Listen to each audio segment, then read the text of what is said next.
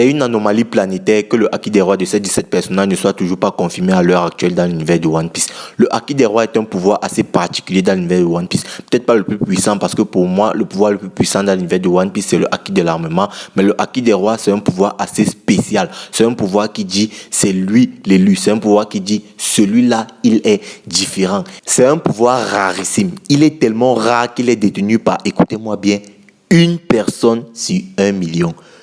Une personne sur 1 million, franchement, c'est ouf. Et plus ton ambition est élevée et difficile d'accès, plus tu as de chances de détenir ce pouvoir. D'ailleurs, ce pouvoir peut aussi être totalement héréditaire, comme on l'a vu avec la famille Monkey D. Rayleigh dira même que seuls ceux qui ont réussi à se hisser au sommet dans leur domaine respectif peuvent posséder ce pouvoir.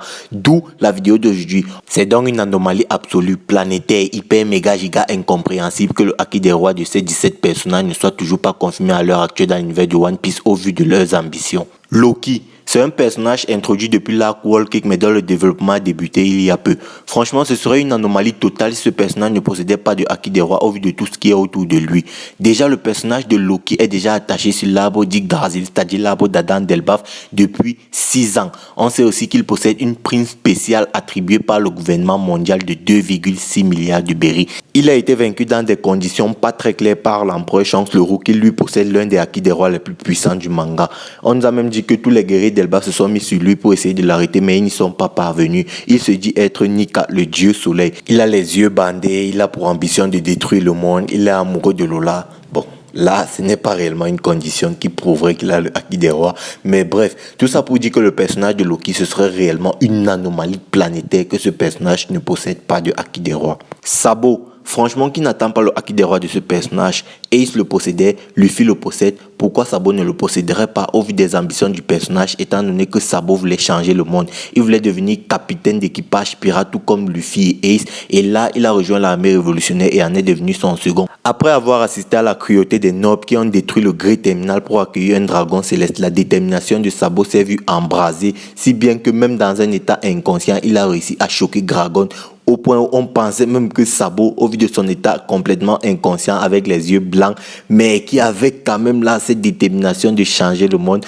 possédait et venait même d'utiliser le Haki des rois. Mais ce n'est absolument pas confirmé. On attend et on pense donc tous que le personnage de Sabo possède et maîtrise aussi le Haki des rois. Akainu, le seul front au potentiel Haki des rois de ce personnage est qu'il reste sous les ordres du gouvernement mondial étant donné qu'on sait que les amiraux sont soumis au dragon céleste. Akainu, en devenant amiral en chef, reste soumis au dragon céleste et reste sous leurs ordres. C'est ça qui peut représenter le seul frein à ce personnage. Mais quand on voit les ambitions et le rôle que pourrait jouer ce personnage dans l'univers de One Piece, on se dit que ce personnage doit normalement avoir le Haki des rois étant donné que son ambition c'est d'éradiquer tous les pirates de la planète. Du coup, avec une ambition aussi grande, on pourrait se dire que le personnage d'Akainu doit normalement posséder le Haki des rois. Mais à voir quand même, étant donné que, comme je l'ai dit, il reste quand même soumis au dragon céleste. Quand on le compare directement avec un personnage comme Garp, qui lui a justement refusé de devenir amiral pour ne pas être sous les ordres des dragons célestes, il a préféré rester vice-amiral et il a même intégré le SWORD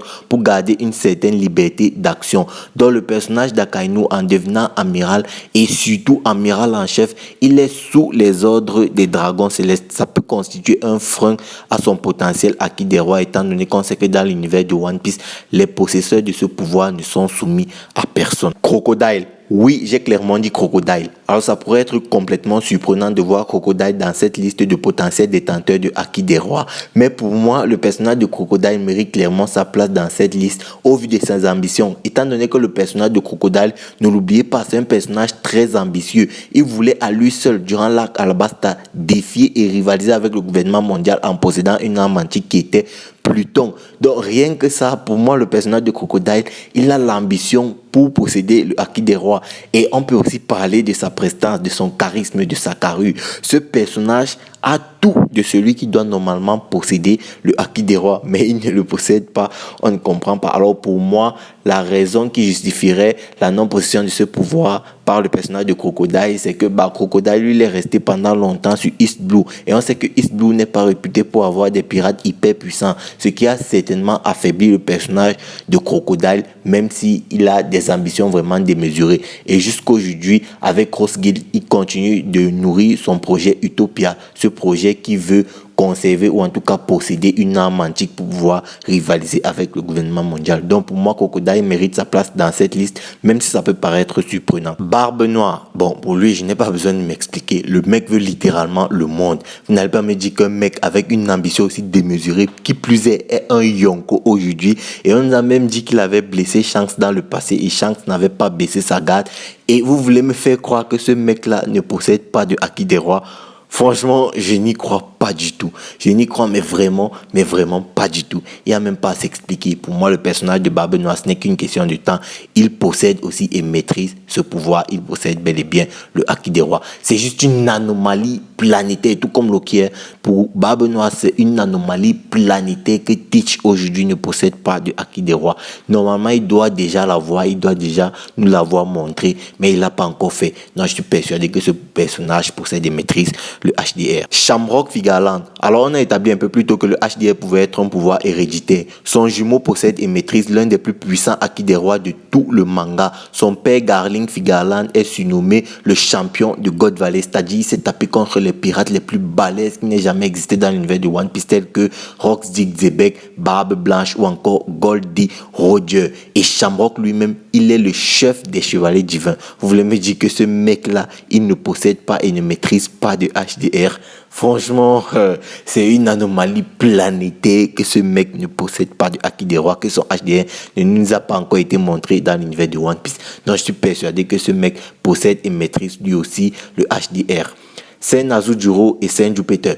Alors, pour moi, ces deux grossiers possèdent et maîtrisent aussi le HDR. Alors, ça n'a pas été confirmé pour eux deux, mais pour les autres grossiers, ça a été confirmé. On nous a montré le HDR de Saint Saturn, de Saint Topman Wakuri et de Saint Marcus Mars. Si ces trois grossiers possèdent et maîtrisent le Haki des Rois, alors pourquoi ce ne serait pas le cas pour les deux autres? Donc, pour moi, Seitan Baron Venazujuro et Saint Jupiter possèdent et maîtrisent eux aussi le Haki des Rois. Garling. Alors, comme dit un peu plus tôt, le HDR peut être un pouvoir complètement héréditaire. Son fils Shanks le Roux possède l'un des Haki des Rois les plus puissants du monde. Ah putain, ça fait la troisième fois au moins que je répète cette phrase dans la vidéo. Mais bref, comme son fils Shanks possède le Haki des Rois, étant donné que le Haki des Rois peut être héréditaire dans l'univers du One Piece, alors c'est complètement légitime de se dire que Garling Vigaland lui aussi possède et maîtrise potentiellement le Haki des Rois, étant donné que le mec était déjà le champion de God Valley. Et durant cet arc de God Valley, il s'est certainement tapé contre les personnages les plus puissants de tout le manga, tels que Barbe Blanche,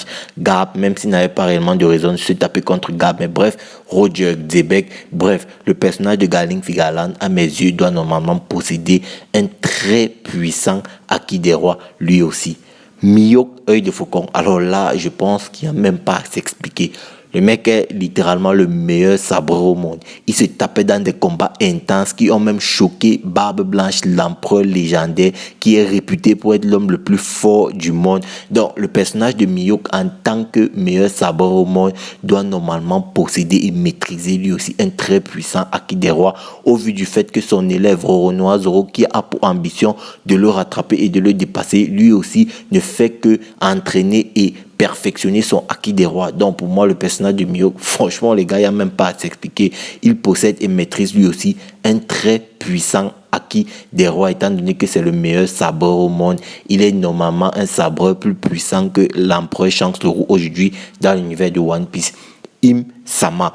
Bon, Im-sama, je pense que sur ce personnage aussi, on n'a pas besoin de s'attarder, étant donné que Im-sama semble être le personnage qui attribue leur puissance aux Gorosei. Elle a même le droit de vie et de mort sur les Gorosei. Donc normalement, si les Gorosei possèdent et maîtrisent ce pouvoir, Im-sama, qui elle est assise, bon, on ne sait pas si c'est un homme, c'est une femme, bon, on va dire, si lui, ce personnage-là, il s'assoit, il a le toupet de s'asseoir sur le siège vacant du gouvernement mondial, on peut se dire que lui, qui détient le monde, possède et maîtrise aussi un très puissant Haki des Rois, étant donné que son ennemi, c'était quand même Joy Boy, qui lui possédait le Haki des Rois, normalement, le plus puissant du manga, comme on l'a vu sur Egghead Island. Trafalgar G. Waterloo. Alors, ce mec passe littéralement son temps à se taper contre des empereurs dans l'univers de One Piece. Il a commencé avec Kaido sur le toit de Onigashima, puis il a poursuivi son œuvre avec Big Mom qu'il a réussi à vaincre aux côtés de Captain Eustace Kid. Et enfin, il a achevé son œuvre en affrontant l'empereur Barbe Noire, contre qui il a fini par perdre. Dans tous les cas, il a livré une prestation vraiment très aboutie face à ses différents adversaires.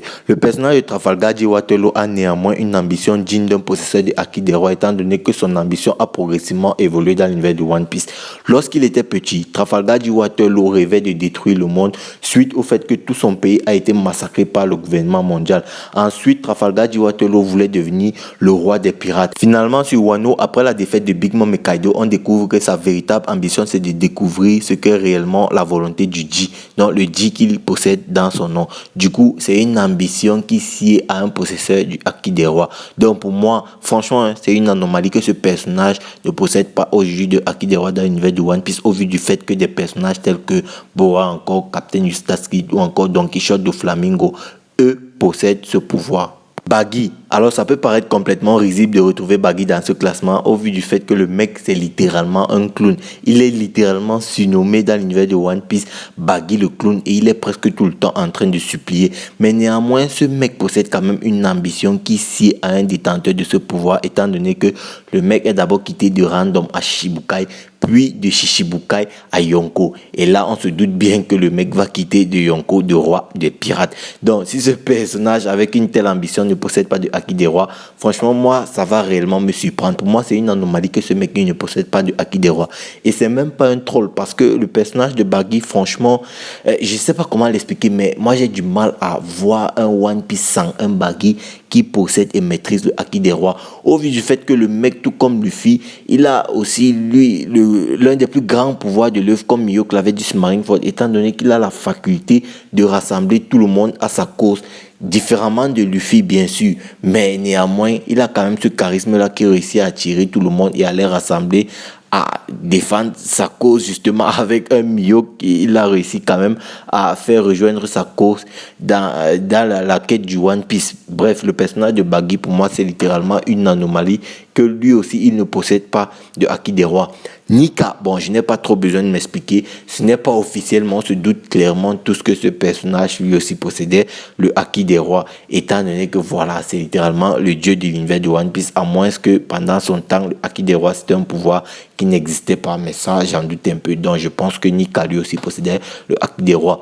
Shiki, bon, étant donné que ce mec, il a eu des agissements vraiment exceptionnels dans l'univers de One Piece, car on nous a dit qu'il s'était fait capturer après avoir affronté Garp et Sengoku en allant directement sur Marineford. Et on nous a même dit que ce personnage avait failli couler toute la flotte de Goldie Roger. Et il avait même proposé à Roger de rejoindre son équipage.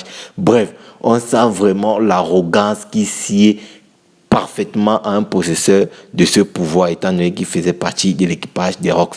Bref, pour moi, le personnage de Shiki, normalement maîtrise et possède le Haki des Rois. Il faut juste qu'on le développe dans l'univers de One Piece. Shakuyaku ou encore Shaki, la potentielle femme de Rayleigh, l'ancienne impératrice d'Amazon Lily. Alors pour moi, si Hancock possède et maîtrise ce pouvoir-là, bah pour moi, ça paraît complètement logique de se dire que Shaki, elle aussi, possède et maîtrise ce pouvoir, étant donné qu'elle est allée en mer.